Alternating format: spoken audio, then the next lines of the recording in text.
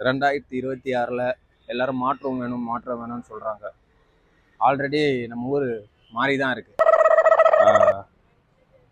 Current bill 1500 கட்டிட்டு இருந்தாங்க.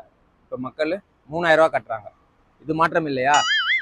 பால் விலை 24 ரூபாய் வாங்கிட்டு இருந்தாங்க, இப்போ 30 ரூபாய்க்கு வாங்குறாங்க. இது மாற்றம் இல்லையா? முக்கியமாக வீட்டு வரியில் நம்ம எவ்வளோ மாற்றம் பார்த்துருக்கோம். மக்களுக்கு நிறைய நல்லது பண்ணியிருக்கோம். ஒரு 10,000 ரூபா கட்டியிருந்தாங்க, அப்படியே டபுள் ஆக்கியிருக்கோம். பாதி பர்சன்டேஜ் இல்லாமல் அப்படியே 20,000 ரூபாவா ஆக்கியிருக்கோம் மக்களுக்காக. 2020லேருந்து 26 வரைக்கும் மக்கள் என்ன கஷ்டப்பட்டாங்களோ, நாங்கள் ஆட்சிக்கு வந்தால் 2026லேருந்து 2031 வரைக்கும் அதே தான் நடக்கும். டிஎம்கே தான் ஜெயிக்கும். மறுபடியும் டிஎம்கே தான் வருவாரு. நம்ம பேரை இன்பநிதியும் உள்ள வராரு.